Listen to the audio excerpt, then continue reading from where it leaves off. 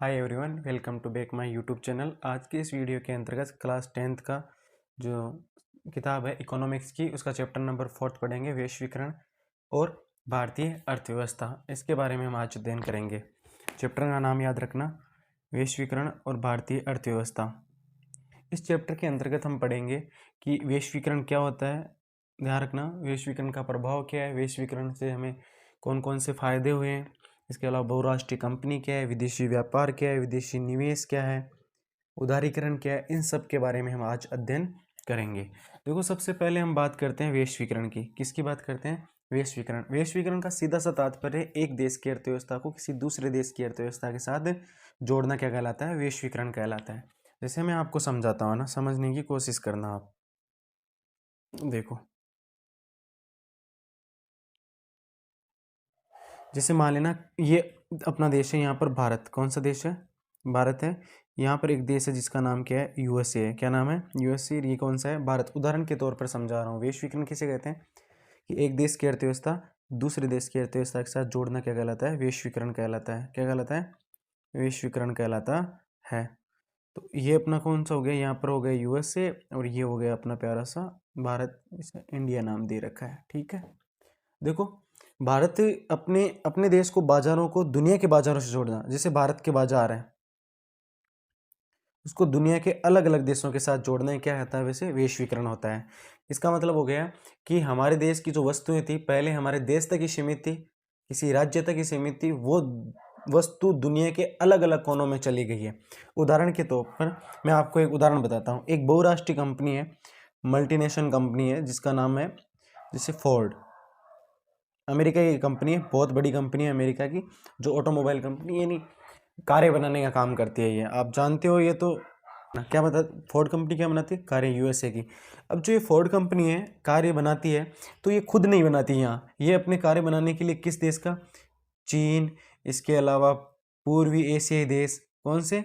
पूर्वी एशिया के जितने देश, उन देशों से क्या बनाते हैं? कारें बनाते हैं, और पूरे विश्व के बाजार में क्या करता है? बेच देता है। तो इसे हम क्या कहते हैं? वैश्वीकरण कहते हैं। कि एक देश की अर्थव्यवस्था को किसी दूसरे देश की अर्थव्यवस्था के साथ जोड़ना वैश्वीकरण कहलाता है। ध्यान रखना ये। अब बात करते हैं हम। देखो, सबसे पहले हम बात करते हैं कि भारत में वैश्वीकरण की शुरुआत प्रभावशाली 1991 के बाद हुआ। ऐसा क्यों हुआ, मैं आपको बता देता हूँ। 1991 तक हमारे देश की स्थिति, हालत खराब हो गई थी। आपको पता है उस समय पी नरसिम्हा राव और हमारे उस समय के वित्त मंत्री थे कौन? डॉक्टर मनमोहन सिंह जी थे। तो भारत की अर्थव्यवस्था क्या चरमरा गई थी। 15 दिन का ही पैसा था विदेशी, यानी किसी वस्तु को खरीदने के लिए, तो हालत ख़राब हो गई थी। तो हमने आईएमएफ, इंटरनेशनल मॉनेटरी फंड और वर्ल्ड बैंक से हमने क्या कर्ज लेने की बात की थी।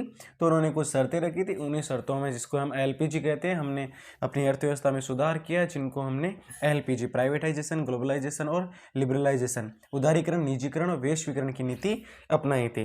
तो इन चीज़ों के बाद ध्यान रखना, 1991 के बाद में भारत की अर्थव्यवस्था में परिवर्तन हुआ, ध्यान रखना। और उसमें सबसे पहले हम आज छोटा सा लेवल है वैश्वीकरण, उससे हम आज शुरुआत करते हैं। सबसे पहले हम बात करते हैं वैश्वीकरण की। देखो, वैश्वीकरण कहते किसे हैं? याद रखना, ये डेफिनेशन आपको लिखने हैं, नोट सारे के सारे। विभिन्न देशों के बीच परस्पर संबंध और तीव्र एकीकरण की प्रक्रिया को क्या कहते हैं? वैश्वीकरण के नाम से जाना जाता है। विभिन्न देशों के बीच परस्पर संबंध और तीव्र एकीकरण की प्रक्रिया क्या कहलाती है? वैश्वीकरण कहलाती है। ये परिभाषा भी लिख सकते हो आप। एक परिभाषा जो मैं बता रहा हूँ, एक देश की अर्थव्यवस्था को किसी दूसरे देश की अर्थव्यवस्था के साथ जोड़ना क्या कहलाता है? वैश्वीकरण कहलाता है। अगला है उदारीकरण। क्या कहलाता है? उदारीकरण। उदारीकरण का मतलब होता है कि कोई भी सरकार द्वारा नियम कानून बहुत तेज किए हैं, तो बहुत प्रतिबंध लगा रखे हैं किसी काम के लिए, किसी उद्योग लगाने के लिए या कुछ, तो उसे उदारीकरण कहते हैं, जिनको हटाने की प्रक्रिया को।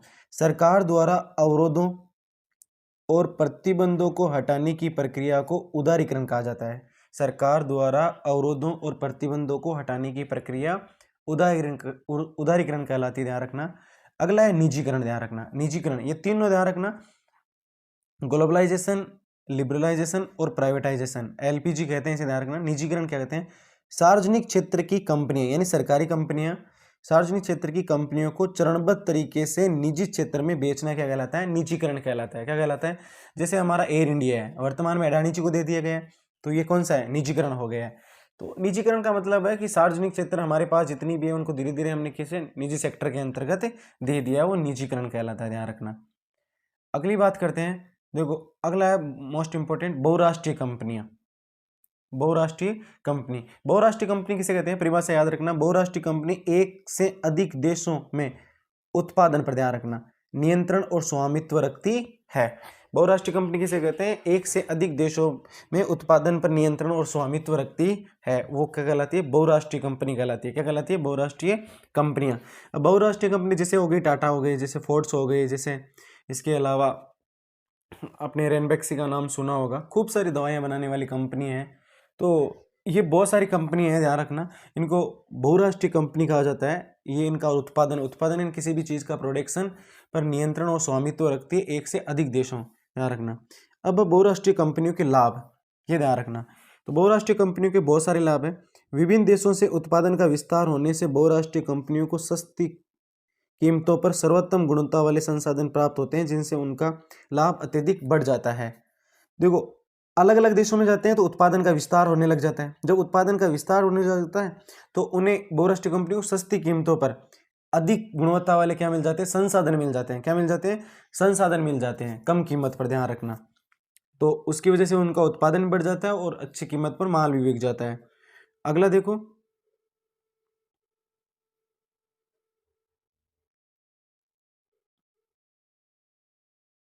अगला है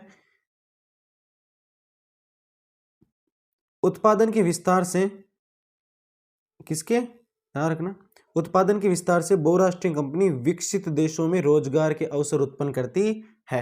यानी अधिक उत्पादन हो रहा है तो बहुराष्ट्रीय कंपनी क्या करती है, विकसित देशों में क्या, किसका, रोजगार को बढ़ावा देती है। किसको देती है, रोजगार को बढ़ावा देती है। अब हम बहुराष्ट्रीय कंपनी की मैं बात बता देता हूँ, एक अपनी किताब में भी दे रखी है बहुराष्ट्रीय कंपनी के बारे में। किसके बारे में, देखो एक आपको लिख लेना है साथ साथ में, वो बहुराष्ट्रीय कंपनी के बारे में ध्यान रखना, मैं यहाँ पर बता रहा हूँ आपको समझना। जैसे कंपनी ने दे रखी है, एक कंपनी है बहुत बड़ी, ध्यान रखना, जिसका नाम है फोर्ड्स मोटर्स।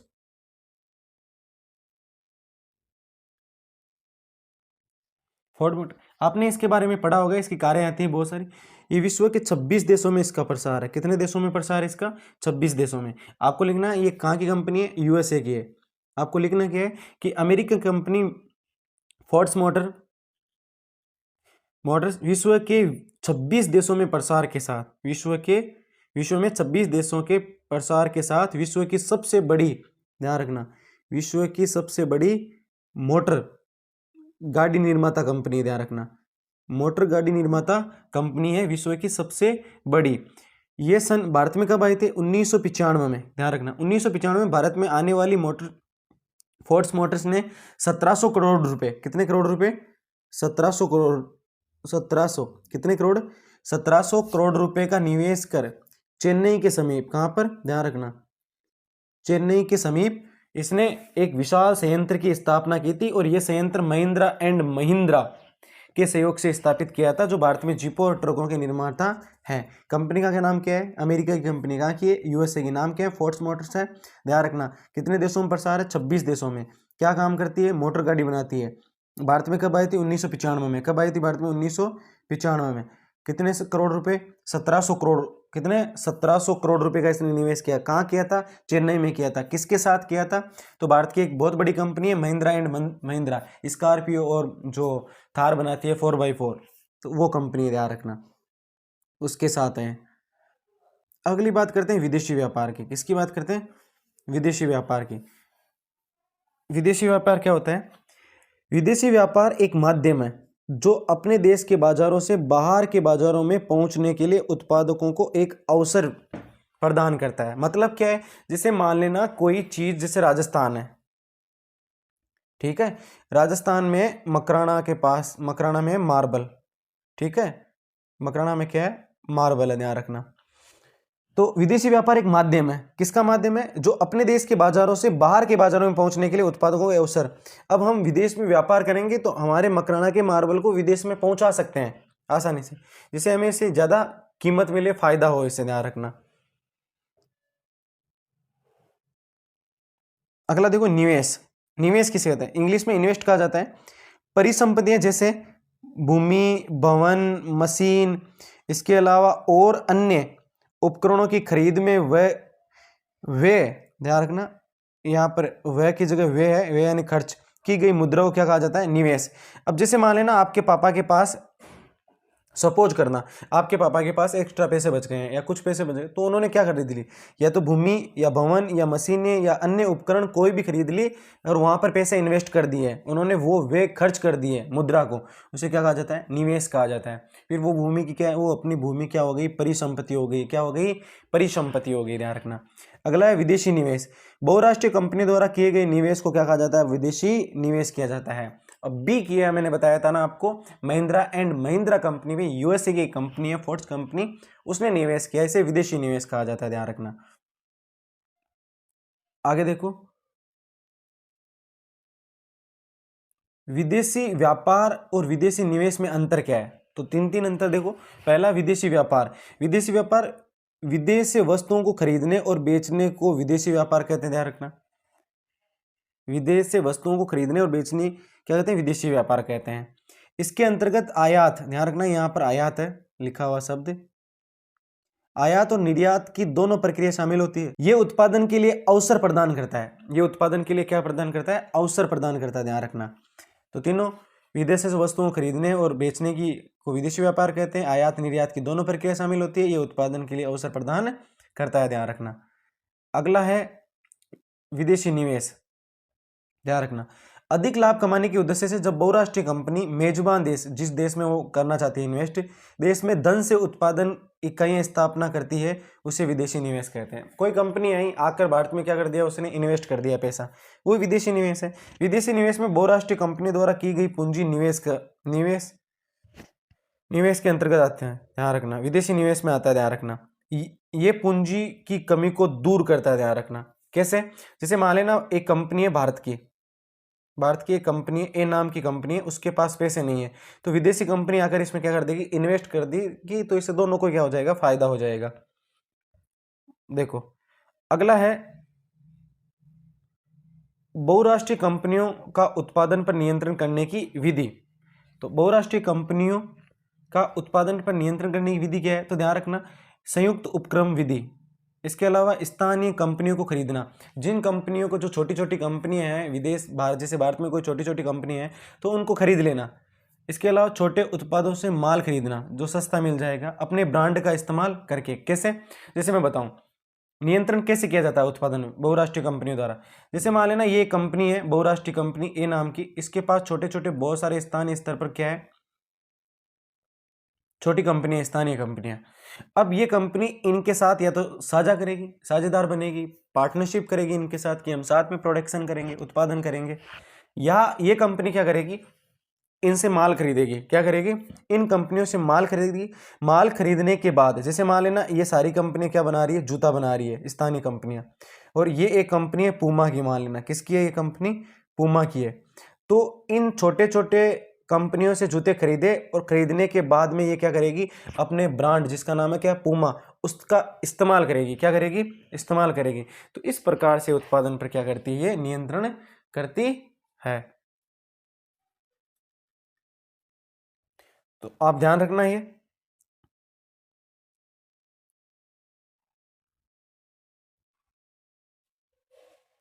देखो, खान एकेडमी अपना यूट्यूब चैनल है, खान एकेडमी के सिटी। तो अपने इस यूट्यूब चैनल को अपने दोस्तों के साथ जो पढ़ते हैं उनके साथ शेयर करें, सब्सक्राइब करें, लाइक करें, कमेंट करें। जो कोई समस्या है मुझे लिख के बताएं, मैं आपकी समस्या का समाधान करूंगा। ठीक है, अगला देखो, नेक्स्ट अगली बात करते हैं, विदेशी व्यापार कैसे बाजारों का एकीकरण करता है। ध्यान रखना, बाजारों का एकीकरण यानी सारे बाजारों को एक जगह कर देना। जैसे मान लेना एप्पल है, आईफोन है, आईफोन यूएसए की कंपनी है। कहाँ की है? यूएसए की कंपनी है। तो यूएसए की आईफोन है, तो आज भारत के प्रत्येक छोटे से छोटे शहर में आईफोन मिल जाएंगे आपको। तो सारे विश्व के बाजारों को क्या कर दिया? एक कर दिया। किसने किया? एक विदेशी व्यापार ने किया है। कैसे किया? देखो, पहला, विदेशी व्यापार उत्पादकों को अपने देश के, विदेशी व्यापार उत्पादकों को अपने देश के बाजारों से बाहर के बाजारों में पहुंचाने का क्या प्रदान करता है? अवसर प्रदान करता है। पहली बात हम ये कर चुके हैं।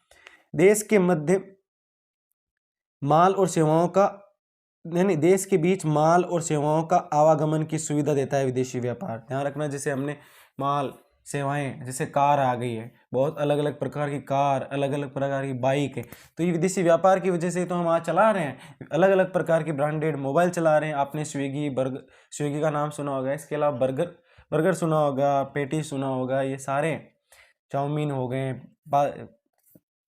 इन सब चीज़ें ये हमें विदेशी, ये हमारी संस्कृति कुछ नहीं है। देश के मध्य माल और सेवाओं के आवागमन की सुविधा है। तो जैसे देखो, जैसे अलग अलग प्रकार की गाड़ियां, अलग अलग देशों की कंपनियों की गाड़ियां भारत में चल रही है, खान पान में परिवर्तन हुआ है, रहन सहन में परिवर्तन हुआ है, ये सब विदेशी व्यापार की वजह से है। घरेलू बाजारों अर्थात अपने देश के बाजारों से बाहर के बाजारों को पहुंचाने के लिए उत्पादकों को अवसर प्रदान। हमारे देश की कोई चीज़ है, जैसे मान लेना कोई किसी पर्टिकुलर कोई क्षेत्र है, जैसे मान लेना एक क्षेत्र है, जैसे मान लेना हम कह सकते हैं मकराना। कौन सा है? मकराना एक शहर है, मार्बल के लिए फेमस है पूरी दुनिया में। तो ध्यान रखना, इस शहर की कोई भी चीज़ है, उस चीज़ को दुनिया के अलग अलग कोनों में पहुंचाने के लिए हमें किसकी आवश्यकता पड़ेगी? विदेशी व्यापार की। कैसे?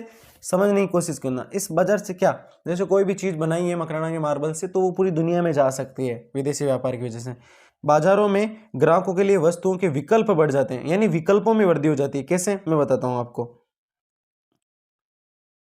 किस में वृद्धि हो जाती है? विकल्पों में। जैसे मान लेना अगर विदेशी व्यापार न हो तो हमारे यहाँ पर एक फ़ोन आईटेल कंपनी का फ़ोन आता है, लावा का आता है, ये अपनी आईटेल कंपनी।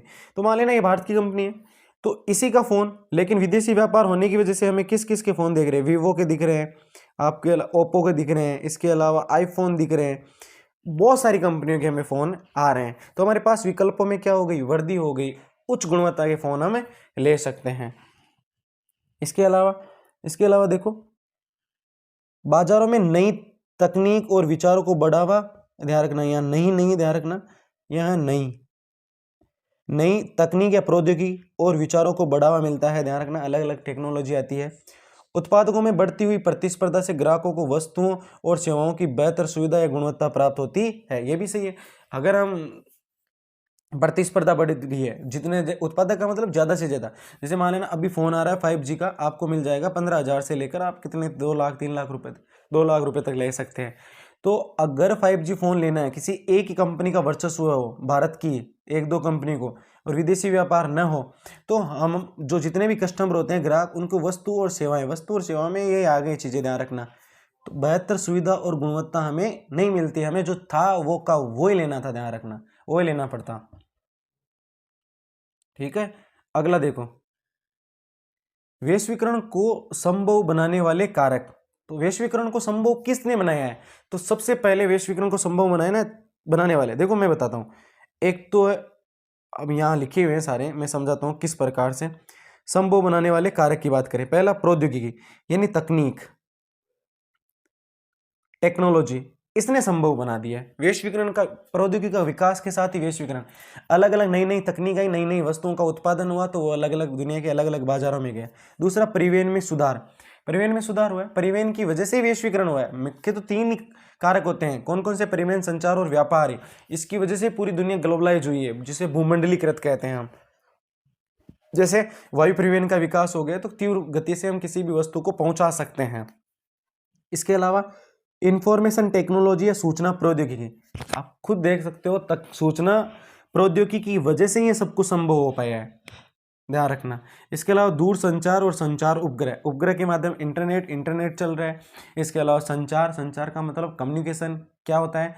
एक व्यक्ति के विचारों को एक व्यक्ति के विचार है तो दूसरे व्यक्ति के विचारों को पहुंचाने के लिए हमें उसे संचार कहते हैं। क्या होता है? कम्युनिकेशन। ये सब डेवलप इसकी वजह से वैश्वीकरण हुआ है। कैसे? देखो मैं बताता हूँ। जैसे मान लेना ये देश है यूएसए, ये देश है इंडिया, ठीक है। तो इंडिया में रहने वाला व्यक्ति यूएसए से व्यक्ति के किसकी मदद से? दूर संचार और संचार उपग्रह के द्वारा और संचार तकनीक के द्वारा क्या कर सकता है? बातचीत कर सकता है, विचार रख सकते हैं, एक मंच मिलता है। सरकारों द्वारा अवरोधों की क्या हुई है? समाप्ति हुई है। जो उन्होंने बैरियर लगा रखे हैं उनको क्या हो गया? समाप्त। इसके अलावा क्या है? इंटरनेट ने सबसे ज़्यादा जोड़ा है, ध्यान रखना। तो ये वैश्वीकरण को संभव बनाने वाले कारक है प्रौद्योगिकी का विकास, परिवहन सुधार, सूचना प्रौद्योगिकी, दूरसंचार और संचार उपग्रह, सरकार द्वारा अवरोधों की समाप्ति और इंटरनेट। आज में ज़्यादा भी कुछ लिख सकते हो, ध्यान रखना। अगला है व्यापार अवरोध क्या होता है। व्यापार अवरोध सरकार द्वारा माल और सेवा के अंतर्राष्ट्रीय आदान प्रदान पर प्रतिबंध लगाना व्यापार अवरोध है। या तो प्रतिबंध लगा देना अंतर्राष्ट्रीय व्यापार पर ये सरकार द्वारा, या उस पर बहुत ज़्यादा टैक्स लगा देना जिसकी वजह से क्या हो, व्यापार हो भी ना हो, ये हो। आयात कर, आयात पर कर, आयात शुल्क व्यापार अवरोध का एक उदाहरण है। यानी आयात पर क्या लगा देना, टैक्स लगा देना। क्या लगा देना, हम जैसे मान लेना किसी चीज़ को कहाँ से मंगा रहे, साउथ अफ्रीका से मंगा रहे, तो भारत सरकार उस पर ज़्यादा से ज़्यादा क्या लगा दी, टैक्स। तो साउथ अफ्रीका की कंपनी भारत में नहीं आएगी, क्यों, क्योंकि उसने क्या लगा दिया, टैक्स लगा दिया ज़्यादा, इसीलिए। तो वो एक व्यापार के लिए क्या हो गया, अवरोधक हो गया। इससे अवरोध इसलिए कहा गया है क्योंकि ये कुछ प्रतिबंध लगाता है, ध्यान रखना। सरकार और व्यापार अवरोधों को का प्रयोग विदेशी व्यापार में नियमन हेतु करती है, ध्यान रखना, विदेशी व्यापार में नियमन हेतु। तो ध्यान रखना, अपने चैनल को सब्सक्राइब कर लेना है और अपने दोस्तों को ज़्यादा से ज़्यादा क्या करना है, शेयर करना है। देखो अगली बात करते हैं। अगला मोस्ट इंपोर्टेंट क्वेश्चन है, मैंने अलग से लिखा है, इसे बनाया है, ध्यान रखना। देखो स्वतंत्रता के बाद भारत सरकार द्वारा, कौन सरकार द्वारा, भारत सरकार द्वारा विदेशी व्यापार और विदेशी नियमन पर अवरोध लगाने के क्या कारण थे, ध्यान रखना। विदेशी व्यापार और विदेशी निवेश पर ध्यान रखना, यहां पर निवेश शब्द है, क्या कारण थे समझाइए। तो देखो विदेशी प्रतिस्पर्धा से देश के उत्पादकों की क्या करना, रक्षा करना, पहला ये है। स्वतंत्रता से पहले अंग्रेजों ने भारतीय उद्योग धंधों को क्या कर दिया, चौपट कर दिया था। औद्योगिक क्रांति के बाद भारत से कच्चा माल ले गए थे कहाँ, इंग्लैंड, इंग्लैंड से तैयार माल यहाँ आते थे, तो भारत के जितने भी उद्योग थे, हस्तशिल्प उद्योग, उन सारों के सारों क्या कर दिया अंग्रेजों ने, खत्म कर दिया, ध्यान रखना। स्वतंत्रता के बाद यहाँ भारतीय उद्योग स्थापित किए गए थे। उद्योगों के विकास के लिए विदेशी व्यापार पर रोक आवश्यक थी। अगर विदेशी व्यापार पर रोक नहीं होती तो भारतीय उद्योग क्या हो जाते हैं, अपने आप में समाप्त हो जाते हैं, ध्यान रखना। स्वतंत्रता के बाद भारत 562 टुकड़ों ने रियासतों में बटा हुआ था, ध्यान रखना। ऐसे टुकड़ों में बटा हुआ, रियासतों में बटा हुआ था, ध्यान रखना। किस में बटा हुआ था, रियासतों में बटा हुआ था। ये परिवहन तथा संचार के साधन अस्त व्यस्त थे। यहाँ पर परिवहन और संचार के साधन भी इतने विकसित नहीं थे। स्वतंत्रता के शुरुआती वर्षों में भारत वैदेशिक संबंध इतने सुदृढ़ नहीं बन पाए थे कि वो विश्व के अन्य देशों के साथ व्यापार विकसित हो सके। किनके साथ, विश्व के अन्य देशों के साथ क्या व्यापार विकसित हो सके, ये ध्यान रखना, प्रमुख कारण थे, ध्यान रखना यहाँ पर। अगला है मुक्त व्यापार किसे कहते हैं। जब दो देशों के बीच व्यापार बिना किसी प्रतिबंध के होना, उसे क्या कहते हैं, मुक्त व्यापार, फ्री ट्रेड कहते हैं इसे, ध्यान रखना। या तो दो समूह कर सकते हैं, दो ग्रुप कर सकते हैं, दो देश आपस में एक एग्रीमेंट करते हैं, समझौता करते हैं, तो दोनों के बीच में क्या हो जाता है, मुक्त व्यापार हो जाता है, जिस पर किसी भी प्रकार का प्रतिबंध नहीं लगा होता है। भारत समेत दुनिया के बहुत सारे देश मुक्त व्यापार की सुविधा प्रदान करते हैं, ध्यान रखना, बहुत सारे देशों को। अगला है विदेशी व्यापार तथा विदेशी निवेश का उदारीकरण। विदेशी व्यापार तथा विदेशी निवेश का उदारीकरण। 1991 की शुरुआत में विदेशी व्यापार तथा विदेशी निवेश पर अवरोध को काफी हद तक क्या कर दिया था, हटा दिया गया था। उदारीकरण की बात करें, इन नियमों में क्या करना, सरलीकरण करना, ध्यान रखना। 1991 की शुरुआत से ही विदेशी व्यापार तथा विदेशी, ध्यान रखना, विदेशी व्यापार तथा विदेशी निवेश के अवरोधों को काफी हद तक हटा दिया गया था। वस्तुओं को आयात निर्यात सुगमता से किया जाता था। यानी जो प्रतिबंध लगाए गए थे पहले भारत में 1947 के बाद में, जो अपनी समाजवादी नीति थी उसको हटाकर पूंजीवाद की ओर भारत ने क्या कर लिया, अग्रसर कर लिया था। तो ज़्यादा वर्तमान में पूंजीवाद है, ध्यान रखना। विदेशी कंपनियां आसानी से यहाँ अपने कार्यालय और कारखाने स्थापित कर सकती थी। 1991 के बाद में भारत सरकार ने बहुत सारे चेंजेस किए थे। उसके बाद में उदारीकरण की प्रक्रिया की थी, जिसमें प्रतिबंधों और अवरोधों को हटाया गया था। तो विदेशी कंपनियां अपना यहाँ कार्यालय और कारखाने भी स्थापित कर सकती थी, ध्यान रखना। अब यहाँ से इस चैप्टर से सबसे इंपॉर्टेंट टॉपिक है WTO, मोस्ट इंपॉर्टेंट है, ध्यान रखना। WTO है क्या, ध्यान रखना। बात करते हैं, जिसे वर्ल्ड ट्रेड ऑर्गेनाइजेशन कहते हैं। उससे पहले ये 1948 में क्या था, गेट था। क्या नाम था, general agreement on trade and tariff कहा जाता है इसे इंग्लिश में, ध्यान रखना। तो ये तो होता क्या है, विश्व के बहुत सारे देश मिलकर एक मंच पर एक जगह इकट्ठे होते हैं। उस मंच का नाम WTO है, जिसमें अपने अपने देश के व्यापार संबंधी बातचीत होती है, ध्यान रखना।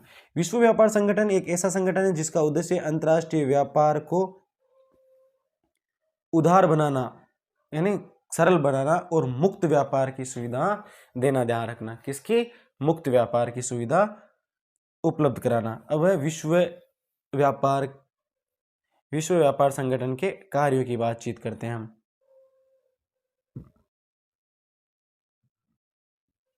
देखो, कार्यों की बात करें, इसका मुख्य कार्य यह सुनिश्चित करना है कि व्यापार आसानी से, अनुमानित रूप से और जितना संभव हो स्वतंत्र रूप से हो। विश्व के लगभग 164 देश विश्व व्यापार संगठन के सदस्य है। इसका मुख्यालय, ध्यान रखना, स्विट्जरलैंड के जिनेवा में है।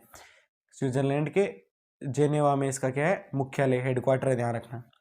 इसने भारत के विदेशी व्यापार और निवेश के उदारीकरण का समर्थन किया, ध्यान रखना। विश्व व्यापार संगठन अपने सदस्य देशों के बीच में जो कुछ भी समस्या आ जाती है, उस समस्या का क्या करता है, समाधान करता है। इसके अलावा देखो, विश्व व्यापार संगठन के मुख्य उद्देश्य क्या क्या उद्देश्य हैं, तो ध्यान रखना, विकसित व्यापार को उदार बनाना, सरल बनाना, ध्यान रखना।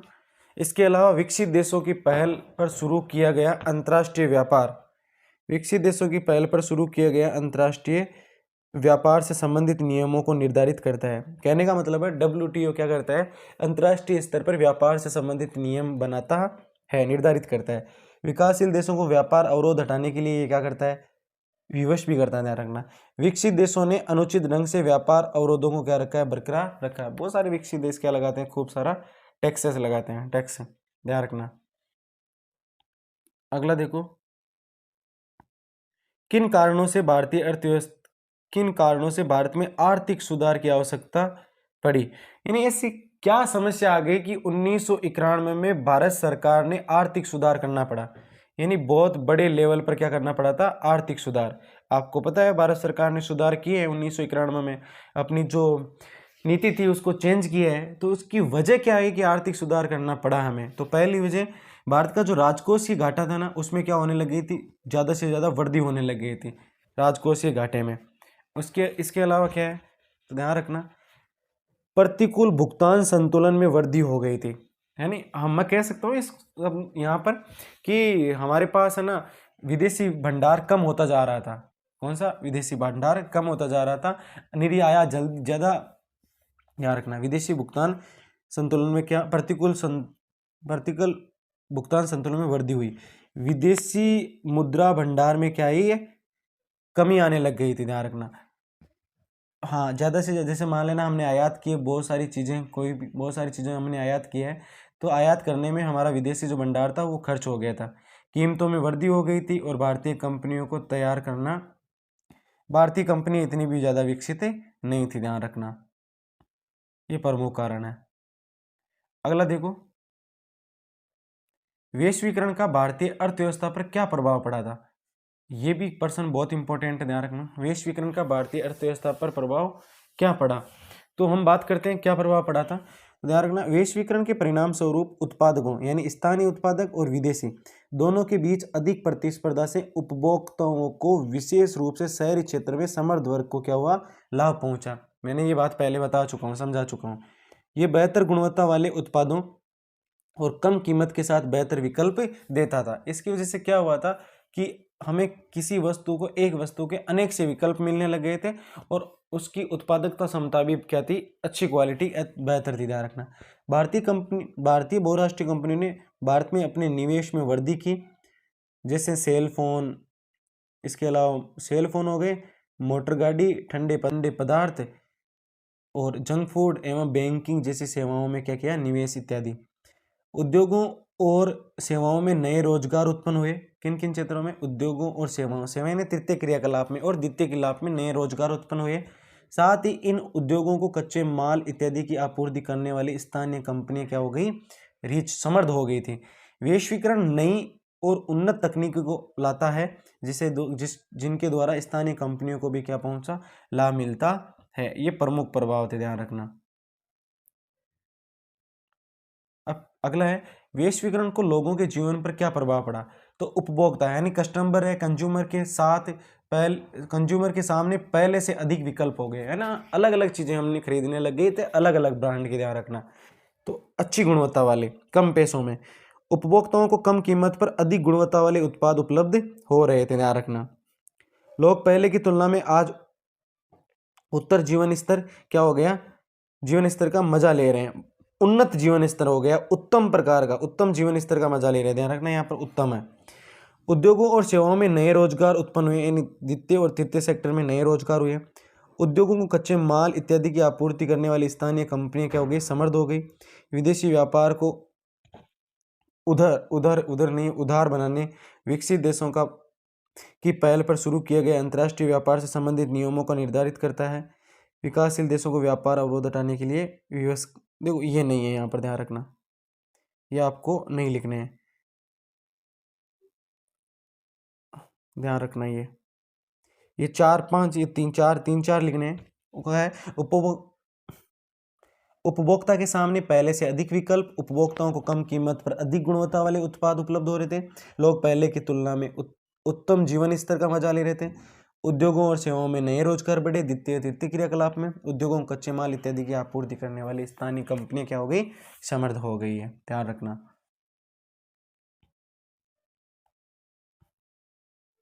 अगला है विदेशी निवेश को आकर्षित करने के लिए उठाए गए कदम, यानी दुनिया के देश भारत में इन्वेस्ट करें। बात को समझना है यहाँ पर, जैसे मान लेना ये भारत है, क्या है, ये भारत है, और बाकी की देश भारत में आकर क्या करें, इन्वेस्ट करें, अपने पैसे लगाएं किसी न किसी कंपनी में या खुद कंपनियां खोले, तो उस हिसाब से। तो उसके लिए भारत सरकार ने कौन कौन से कदम उठाए थे, हम इसकी यहाँ पर बातचीत करेंगे। तो देखो सबसे पहला कदम, विशेष आर्थिक स्पेशल इकोनॉमी जोन, विशेष आर्थिक क्षेत्र की क्या की गई थी, स्थापना की गई थी। विशेष आर्थिक क्षेत्र में विश्व स्तरीय सुविधाएं, बिजली, पानी, सड़क, परिवहन, भंडारण, मनोरंजन और शैक्षिक सुविधा उपलब्ध कराई थी, ध्यान रखना। विशेष स्पेशल आर्थिक क्षेत्र क्या होता है, स्पेशल इकोनॉमी जोन क्या होता है, इसके बारे में हम आगे पढ़ेंगे, ध्यान रखना। वैसे ये बता देता हूँ, एक आर्थिक क्षेत्र की स्थापना की जाती है, ऐसा आर्थिक क्षेत्र जिसमें क्या हो, बहुत सारी कंपनियां आए, उनके लिए हर प्रकार की सुविधाएं क्या कराए, उपलब्ध कराएं। देखो लिखा हुआ है, विशेष आर्थिक क्षेत्र में विश्व स्तरीय सुविधाएं उपलब्ध कराई जाती है, बिजली, पानी की, सड़क, परिवहन, भंडारण, मनोरंजन और शैक्षिक सुविधाएं उपलब्ध कराई जाती है, ध्यान रखना। विशेष आर्थिक क्षेत्र में उत्पादन इकाइयां स्थापित करने वाली कंपनियों को प्रारंभिक 5 वर्षों तक कोई कर नहीं देना पड़ता है, ध्यान रखना। कितने साल तक, 5 वर्ष तक किसी भी प्रकार का टैक्स देना नहीं पड़ता है। विदेशी निवेश को आकर्षित करने हेतु सरकार ने श्रम कानून लचीलापन लाने की अनुमति दे दी, यानी श्रमिकों को जो पहले दे रखा है भाई इतने घंटे आपको काम करना है, उसमें भी लचीलापन ला दिया गया, ध्यान रखना, उनको आकर्षित करने के लिए। इसके अलावा नियमित आधार पर श्रमिकों को रोजगार देने के बजाय जब काम का दबाव अधिक हो तो छोटी छोटी अवधि के लिए श्रमिकों को रखने की छूट दे दी। कहने का मतलब कि श्रमिकों को है ना नियमित रोजगार देने की आवश्यकता नहीं, अगर अधिक काम हो तो दबाव अधिक हो तो छोटी छोटी अवधि के लिए श्रमिकों को रखने की क्या दे दी, छूट दे दी, ध्यान रखना, क्या दे दी, छूट। और आर्थिक नीतियों को क्या बनाया गया था, उदार बनाया गया था, सरल बनाया गया था, सरलीकरण किया गया था उसमें। अगला देखो ये सेज मैंने बता दिया था, पूरा नाम याद रखना, स्पेशल इकोनॉमी जोन है।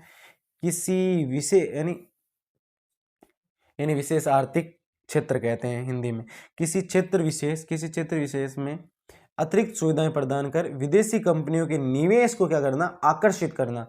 किसी क्षेत्र विशेष में ध्यान रखना, अतिरिक्त सुविधाएं प्रदान कर विदेशी कंपनियों को निवेश के लिए क्या करना, आकर्षित करना। वैश्वीकरण की भूमिका को प्रोत्साहन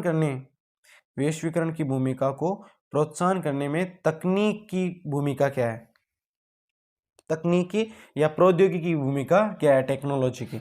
तो परिवहन तकनीक में सुधारों ने दूर दूर के स्थान पर एक कम लागत में वस्तुओं को बेचना क्या कर दिया, संभव। यानी परिवहन के माध्यम, परिवहन के संचार के विकास के कारण जो उत्पादित की गई चीज है, जिनका प्रोडक्शन किया है, उसको अलग अलग क्षेत्रों में बेचा जा सकता है आसानी से। अगला, सूचना तकनीक में सुधार से विभिन्न देश आपस में जुड़कर तुरंत सूचना प्राप्त कर लेते हैं। तो सभी देश आपस में कनेक्टेड हो गए और अपने माल को एक स्थान से दूसरे स्थान पर बेच रहे हैं। इंटरनेट टेक्नोलॉजी से व्यापार में क्या ये गति आई है, वृद्धि हुई है, ध्यान रखना, तकनीक की वजह से। किसकी वजह से? तकनीक की वजह से। किसमें? वैश्वीकरण की भूमिका को प्रोत्साहन करने में तकनीक की क्या भूमिका है? किसकी भूमिका पूछ रहा है? तकनीक। तो तकनीक की वजह से व्यापार में गति में वृद्धि हुई है और किसी भी स्थान में, देश में आपस में सूचना को प्राप्त किया जा सकता है। दूर के स्थानों पर आसानी से वस्तुओं को कैसा बेचना संभव हो गया है। वैश्वीकरण के कारण प्रतिस्पर्धा प्रभाव, यानी आपस में कैसे प्रतिस्पर्धा बढ़ गई थी, ध्यान, कंपटीशन कैसे हो गया। देखो, प्रतिस्पर्धा के कारण छोटे उद्योगों जैसे बैटरी, प्लास्टिक, खिलौने, टायरों आदि के उत्पादों पर बुरा प्रभाव पड़ा। फलस्वरूप काफ़ी इकाइयाँ क्या हो गई, बंद हो गई थी वैश्वीकरण के। छोटे छोटे जो स्थानीय स्तर पर काम करने वाले छोटे उद्योगों के बहुत सारे उद्योग क्या हो गए, इकाइयाँ बंद हो गई। श्रमिक भी क्या हो गए, जो वो कंपनियां बंद हो गई तो श्रमिक भी क्या हो गए, बेरोजगार हो गए। ध्यान रखना, श्रमिकों की बेरोजगारी में क्या होने लगी, वृद्धि होने लगी। श्रमिकों को अस्थायी आधार पर अब क्या करने लगे, नियुक्त करने लगे, परमानेंट नहीं रख रहे हैं। ध्यान रखना, श्रमिकों को संरक्षण और लाभ भी पूरा नहीं मिल रहा है। श्रमिकों को अधिक घंटे तक काम करवाना क्या हो गई, आम बात हो गई, वेतन उतना ही मिलता था। ध्यान रखना। न्याय संगत वैश्वीकरण के लिए प्रयास, ध्यान रखना, तो न्याय संगत वैश्वीकरण सभी के लिए अवसर प्रदान करने, सरकार की नीतियों को संरक्षण प्रदान करने वाला होना चाहिए। ध्यान रखना, होना चाहिए। सरकार सुनिश्चित करती है कि श्रमिक कानून का उचित क्रियान्वयन हो और श्रमिकों को उनके अधिकार मिले। इसके अलावा, यानी न्याय संगत वैश्वीकरण के प्रयास का मतलब है कि वैश्वीकरण की वजह से बहुत सारी समस्या भी आई है। जैसे श्रमिकों को अस्थायी तौर पर रखने लगे थे, उनको पूर्ण रूप से रोजगार नहीं मिल रहा है, उनका संरक्षण नहीं हो रहा है, ज़्यादा समय तक काम करवाया जा रहा था। तो इसके लिए ध्यान रखना, संरक्षण प्रदान, सरकारी नीतियों को संरक्षण प्रदान करने वाला होना चाहिए। इसके अलावा ये भी होना चाहिए, ध्यान रखना, सरकार सुनिश्चित करती है कि श्रमिक कानून उचित क्रियान्वयन हो और श्रमिकों को उनके अधिकार मिले। सरकार न्याय संगत नियमों के लिए विश्व व्यापार संगठन से क्या करे, समझौता कर सकती है। सम्मान हित वाले विकासशील देशों से गठबंधन कर सकती है। वैश्वीकरण को न्याय संगत बनाने के लिए सरकार की भूमिका क्या है? तो देखो, वैश्वीकरण की नई नीति के अनुसार भारतीय अर्थव्यवस्था को विश्व अर्थव्यवस्था से जोड़ने का प्रयत्न किया गया ताकि तकनीकी ज्ञान और अनुभव का विश्व के विभिन्न देशों से आदान प्रदान हो सके। सरकार ने माल के आयात पर भी अनेक प्रतिबंध हटा दिए, ध्यान रखना। इसके अलावा आयातित माल पर टैक्स भी क्या लग दिया, कम कर दिया। हम किसी देश से आयात करते हैं तो टैक्स लेती है सरकार, ध्यान रखना, कम कर दिया। विदेशी निवेशकों को भारत में निवेश के लिए प्रोत्साहन दिया गया था, ध्यान रखना। इसके अलावा इकोनॉमी जोन, आपको बताया, स्पेशल इकोनॉमी जोन भी बनाया गया है। तकनीक के क्षेत्र को हर ढंग से उन्नत करने का प्रयास भी किया गया है, ध्यान रखना, टेक्नोलॉजी के क्षेत्र में। तो अगर आपको मेरा वीडियो पसंद है तो इसे लाइक, शेयर एंड सब्सक्राइब करें, ध्यान रखना। जय हिंद।